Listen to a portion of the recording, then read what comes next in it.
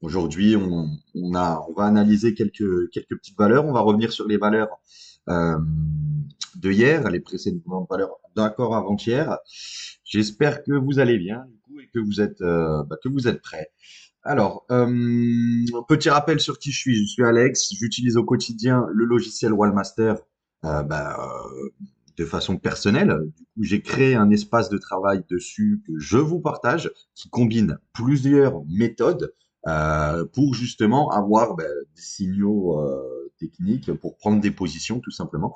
Et on partage ça ensemble tous les jours sur le live et de la chaîne YouTube Waldata. Alors, je vais regarder le chat également. Bonjour, j'espère que tout le monde va bien. Bonjour, je vais arrêter de me répéter.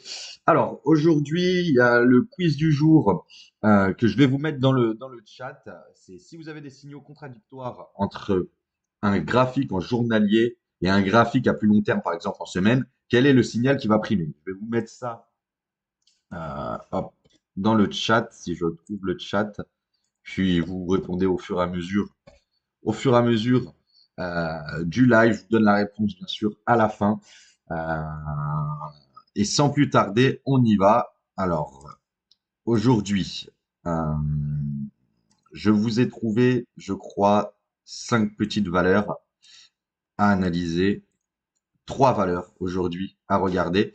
De mémoire, il y a deux valeurs US et LVMH qui a aujourd'hui une divergence haussière qui vient d'arriver.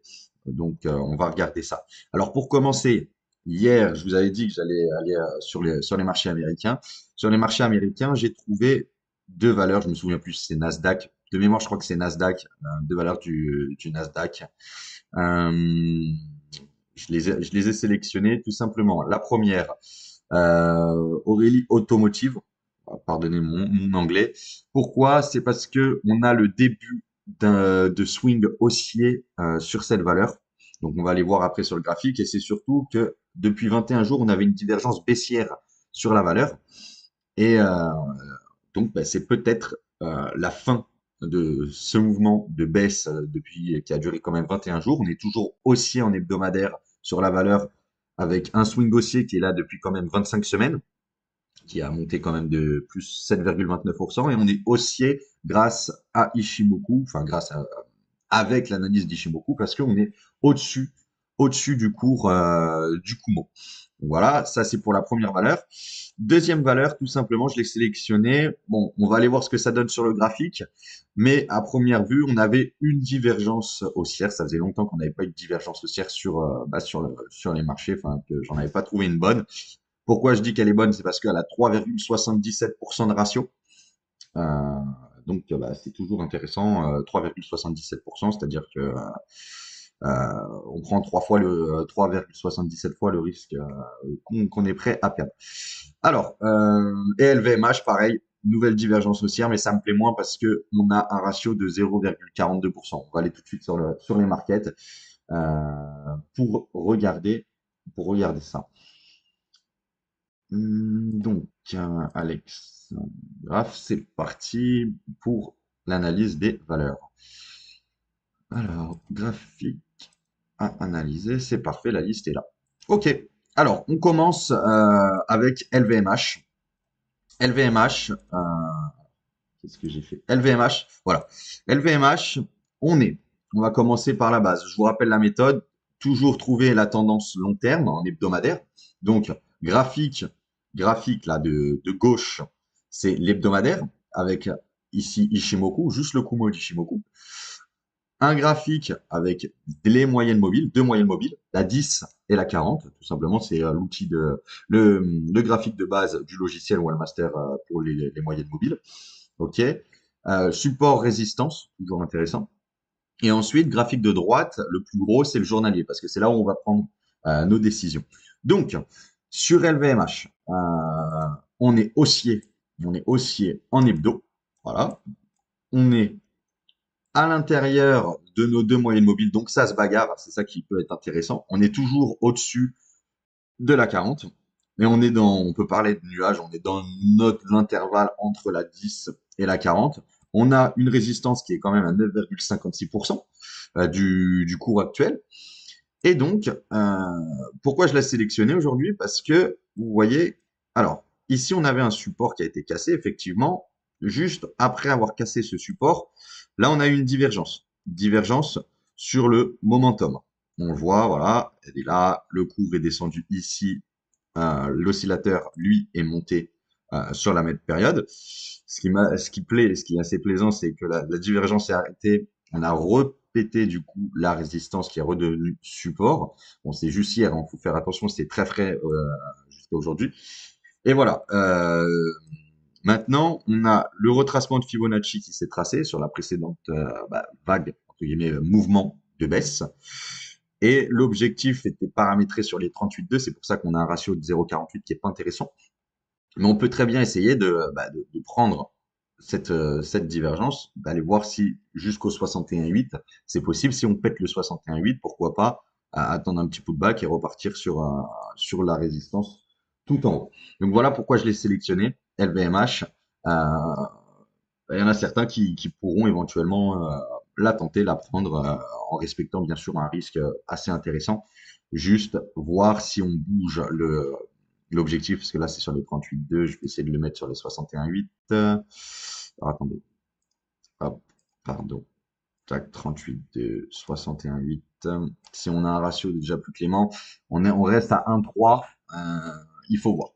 Il va falloir voir, éventuellement attendre qu'on arrive sur les 61,8, qu'on casse les 61,8 pour mettre un stop sur les 50 de Fibo et aller chercher le 100% pour avoir un ratio supérieur à 2. Voilà pour LVMH. Ensuite, nos valeurs américaines. Alors celle-là, c'était celle où on avait la fameuse divergence baissière qui était arrivée ici. C'était une divergence sur le momentum. On voit bien qu'on remonte, indicateur descend. Voilà, divergence baissière. La divergence baissière, elle était belle d'ailleurs. Elle est arrivée pile poil sur la résistance et ensuite, bah, boum, ça a pas loupé, ça a dégueulé. On reste sur la valeur toujours haussier en hebdomadaire, au-dessus du cours du Kumo. On est au-dessus de nos deux moyennes mobiles, du coup, c'est assez cool ça. La résistance, elle est à 4,17% du cours actuel. Donc voilà, et à voir, ça fait pas beaucoup, à voir si combien on investit et autres. Ça, vous savez mieux que moi de toute façon. Et là, ce qui va être intéressant à surveiller, c'est on a un début de swing haussier sur cette valeur.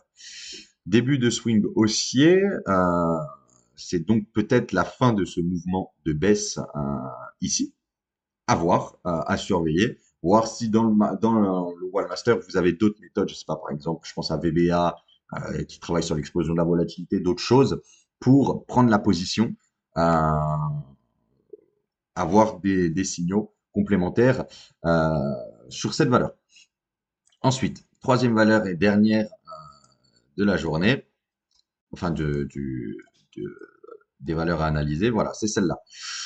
Divergence haussière qui nous donne un super ratio, c'est 6,53 parce que j'ai mis sur le 61,8, mais on n'était pas autant tout à l'heure parce que je visais le retracement des 38,2 pour commencer. Alors, en hebdo, qu'est-ce qu'elle donne cette valeur? C'est intéressant. En hebdo, c'est en train quand même depuis le 30 mai, ça se replie. Ok, on reste pour le moment toujours haussier. On voit qu'on est toujours au-dessus du précédent plus bas des escaliers là. Donc pour le moment, ça reste toujours haussier sur le long terme. On est toujours au-dessus du Kumo, même si on vient le titiller aujourd'hui. Pour ce qui est des moyennes mobiles, bon, moyenne mobile, on est passé en dessous. Ça, c'est vrai. Techniquement, faudrait pas la prendre. Et je l'ai sélectionné parce que ça fait tellement longtemps que j'avais pas vu une divergence avec un ratio intéressant que je voulais vous la montrer. À voir, attention, parce qu'on est quand même en dessous de nos deux moyennes mobiles. D'accord? Après, on a une divergence, c'est vrai.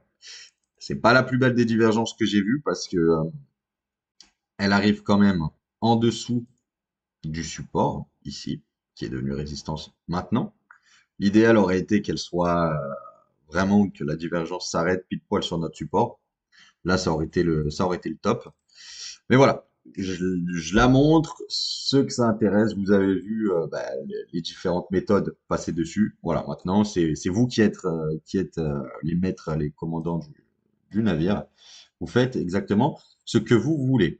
Ensuite, je vous ai... Alors, sur nos valeurs, sur nos précédentes valeurs, rien de très intéressant. Il n'y a pas eu de choses très intéressantes. Je vais juste euh, vous montrer parce que j'ai sélectionné trois small cap, je crois. Alors, attends. Alex, Market Analyzer. Voilà. Les small cap, je les ai mis dans la sélection A. Trois small cap. Voilà, je voulais vous montrer ce que ça donnait. On a trois débuts de swing haussier sur des small caps. La première en plus, ce qui est intéressant, c'est que on a des ratios exceptionnels, enfin des volumes exceptionnels. On est à 101, donc voilà, on a dépassé les 100. La divergence baissière qui durait depuis 20 jours vient de se faire stopper. Mais après, on a un fin de swing aussi en hebdomadaire. Voilà, je l'ai sélectionné. Pour être honnête avec vous, j'ai même pas regardé le graphique encore. Je sais pas du tout ce que ça va donner. Je sais juste qu'on a trois swings haussiers. Et après, au niveau des résistances, on est à 3,11 là, 3% ici, 1,26% sur la dernière. Donc, on va aller voir tout de suite ce que ça nous donne sur les graphes. Hop. Non, graphique, analyser, mes portefeuilles, liste, sélection 1, boum. Voilà. Alors, la première. Je peux pas y arriver. Voilà, la première. Le début de swing, il est là. OK. Donc, on va déjà commencer par l'hebdomadaire. L'hebdomadaire, voilà. On a franchi le Kumo par le haut. D'accord? On était bien baissier sur la valeur. Alors, attendez, je vais essayer de dézoomer. Hop. C'est une valeur quand même qui a pas mal chuté depuis 2019. OK? Et c'est une des premières fois là où, si j'y arrive à revenir, où on passe au-dessus qu'on repasse au-dessus du Kumo d'Ishimoku. OK? Sauf que là, on est retombé brutalement dedans, à l'intérieur. Et là, on est en train de se battre pour voir, c'est la dernier jour. On est vendredi, à voir ce que ça va donner bah, la semaine prochaine. On va la mettre à surveiller, celle-là. Euh, voilà pour Ishimoku. Pour les deux moyennes mobiles, on est à l'intérieur. Ça fait pareil, même schéma. Ça fait longtemps qu'elles n'avaient pas été orientées à la hausse. Euh, on a un support qui est à 4,20% du cours actuel. La résistance, elle est à 10,35 en hebdo. Voilà, ça peut être intéressant. Et pour ce qui est du journalier, on va attendre éventuellement une divergence avec un ratio sympathique pour aller viser voilà, par ici, je pense, sur les 67, voire plus. Voilà pour la première valeur qui est vraiment imprononçable. CR, Cram, Ville, enfin, vous m'avez compris. Euh, vous avez les noms là, de toute façon, ici pour les retrouver, les valeurs. Deuxième valeur, pareil, on est repassé au-dessus du Kumo d'Ishimoku, alors que c'était baissier depuis quand même pas mal de temps. Pareil. On est au-dessus du Kumo d'Ishimoku. Dans les moyennes mobiles, c'est pareil, on est au-dessus de nos deux moyennes mobiles, de la 10 et la 40. Voilà, maintenant, en journalier, ce qu'on a, c'est un début de swing haussier. On a une divergence baissière qui vient de se faire stopper, en fait, aujourd'hui, tout simplement. Voilà, on était rentré avec la divergence.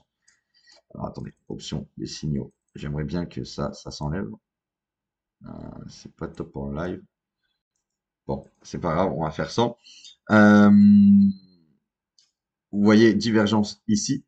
Ça a bien chuté. Maintenant, on a le début d'un swing haussier. À voir ce que ça va donner. Je vais les mettre à surveiller si on a une divergence qui peut arriver pour nous donner un signal d'achat. Et la dernière, c'est celle-là. CR, c'est Cram Touraine. CR Cam Touraine. Ok, pardonnez-moi. Pareil, même schéma en fait. Ça qui est bien, c'est que les trois, c'est le même schéma. On est au-dessus, on est repassé au-dessus du Kumo. Là, on est quand même bien au-dessus du Kumo. Les moyennes mobiles, voilà, on est entre les deux. On est en train de se battre. On a un début de swing. Voilà. Maintenant, c'est un peu tôt pour se placer. On a des supports, des résistances un peu partout avec Chart Expert. On va surveiller. C'est des valeurs qu'on va surveiller. Et, euh, et si on a un signal intéressant, ben on les prendra. On créera ensemble un portefeuille, je pense. On verra combien vous voulez qu'on mette sur ce portefeuille. Et on prendra les valeurs, tout simplement, les valeurs qui sont détectées par le logiciel Wallmaster X. Alors, réponse à la question. J'ai pas eu beaucoup de réponses là dans le chat. J'ai pas eu beaucoup de réponses. Vous êtes moins présents que. Bon, on est vendredi, je sais, hein, il y a le beau temps, c'est l'été. Alors, si vous avez des signaux contradictoires entre un graphique journalier et un graphique plus long terme en semaine, quel est le signal qui va primer? Bah, la réponse, c'est forcément le graphique plus long terme qui va le signal sur le graphe plus long terme qui va primer. Parce que plus on regarde en long terme, plus on a une tendance de fond, on peut voir le cours évoluer dans un sens. Et donc, c'est toujours l'unité de temps supérieure qui a raison sur l'unité de temps plus courte. Voilà. Eh bien, écoutez, je pense que aujourd'hui, bon, on peut refaire vite, rapidement, un tour sur nos valeurs hein, qu'on a mis à surveiller. Mais bon, comme je vous le dis, aujourd'hui, pas de news. On a 15 valeurs maintenant à surveiller. Je vais les surveiller tous les jours, on va les surveiller tous ensemble tous les jours. Toujours pas de nouvelles divergences sur nos 15 valeurs, d'accord? Les swings, il y en a quelques-unes qui ont terminé leur swing, enfin plutôt une en particulier. Voilà, on a Peugeot, mais Peugeot c'est pas nouveau, c'était hier je crois, Peugeot le swing c'était terminé. Rien de très intéressant sur nos valeurs pour le moment. De toute façon, on n'est pas encore en position, on surveille tout ça. On a une fin de swing sur Veolia en hebdomadaire, ça c'est mauvais. Voilà, rien de très intéressant sur nos valeurs pour aujourd'hui. Alors, le Forex, intéressant. On peut avoir des exemples sur le Forex dollar, euh, l'euro dollar. Ouais, on peut, bien sûr, il n'y a pas de souci, sauf que ouais, on peut y aller. Alors, attendez, je vais aller dans Forex, on va mettre. Ça marche aussi sur le Forex, c'est juste que là, sur le Forex, du coup, les stratégies vont être un peu différentes. Pourquoi? Parce que là, vous voyez quand même que c'est de l'hebdomadaire et du journalier. Sur le Forex, prendre une position en hebdomadaire et en journalier, enfin sur du journalier, plutôt du swing, euh, c'est assez, rester en swing sur le Forex, bon, ça se fait, mais voilà. Euh, Moi, personnellement, je suis pas un grand fan le Forex, c'est plus pour moi du trading. Voilà, c'est pas forcément, enfin, c'est mon avis, hein, fait pour faire du swing. Euh, alors, l'USD CAD, par exemple, vous liez l'euro-dollar. L'euro USD, il est là. Alors, sur l'euro USD, par exemple, depuis 7 jours, 7 semaines, pardon, on est en position haussière. On a eu un swing haussier en hebdo sur l'euro USD qui rapporte 0,89% d'évolution sur la paire depuis ces 7 semaines. Niveau Ishimoku, on est toujours au-dessus, forcément, c'est assez haussier, donc on est toujours au-dessus du Kumo d'Ishimoku. Là, rien à voir, rien à dire. Et pour le moment, tout de suite, en journalier, du moins, en journalier, on n'a pas de divergence haussière, pas de swing haussier. Les premiers supports en jour, la résistance, elle est à 2,55% du cours actuel. Le support, on est proche, on est à 0,77%. Et en hebdo, voilà, on a une grosse résistance à 0,91% et le support est beaucoup plus bas à moins 5,89. Voilà pour l'euro USD. Par exemple, on voulait en hebdo USD JPY. Donc, on a un début de swing haussier en hebdo. Attention parce que là, on a un twist. Ici, donc, faudrait aller voir sur le graphique ce que ça donne. Mais on a un début de swing haussier sur l'USD GPY, un swing haussier qui dure maintenant depuis 10 jours. On a acheté il y a depuis 10 jours la paire. Enfin, on a acheté. Je dis beaucoup on a acheté, mais vous me comprenez. C'est qu'on a eu le signal et que si vous faisiez du forex, vous auriez pu acheter par exemple à ce moment-là. Euh, euh, Parfait. Bah, si vous allez faire du trade, bah, c'est parfait. Bah, le Wallmaster peut vous aider aussi parce que là, on regarde en hebdo, en journalier. Voilà. Là, c'est en hebdo, mais j'aurais très bien pu faire avoir pour le plus grand nombre ce que nos utilisateurs veulent. On pourrait très bien faire cet espace en 15 minutes. Euh, Au lieu de mettre du jour, mettre du 15 minutes. Et sur de l'hebdo, au lieu de mettre de l'hebdo, mettre du 1 heure ou du 4 heures. C'est aussi faisable, c'est possible. On va voir. Ben, laissez des commentaires. Dites-nous ce que vous voulez qu'on fasse. Après, faire du trading sur les, comment on appelle ça, sur les actions, c'est faisable, mais il va falloir faire attention aux frais que aux frais que chacun a. Si vous avez des frais à l'entrée, à la sortie, pour prendre une position, à moins que vous ayez un bon paquet à investir, euh, je vois mal comment vous pouvez vous retrouver dans vos frais. À voir. Hein, à voir avec, je sais qu'il y a plein de brokers maintenant différents qui proposent zéro commission. Enfin, à voir, mais c'est faisable. Et sur le forex, ouais, c'est vrai qu'on pourrait essayer de regarder, à voir dans les prochaines émissions pour descendre dans les unités de temps et voir ce qu'on peut faire du coup. Et le dernier début de swing, c'est sur USD CAD. On a un début de swing, on est haussier avec Ishimoku. Le dernier swing haussier chez nous en journalier dure depuis 19 jours, a rapporté 1,74% de la paire. Hein, je parle de l'évolution de la paire. Donc sur le forex, ça va très très vite, ça fait quand même pas mal. La résistance en journalier, elle est à 1,50. Le support, on est à 0,42, donc on est proche du support. Et en hebdo, 3,91 la résistance, 2,33, donc on est entre les deux sur l'USD CAD. Et pour le reste, bah, rien à signaler. Il y a des swings, il y a juste l'euro GPY où on n'a rien. On est haussier, mais on n'a rien. Voilà, voilà. Eh ben écoutez, je vous souhaite à tous un bon week-end. On se retrouve lundi. Et puis, portez-vous bien. À bientôt. Au revoir.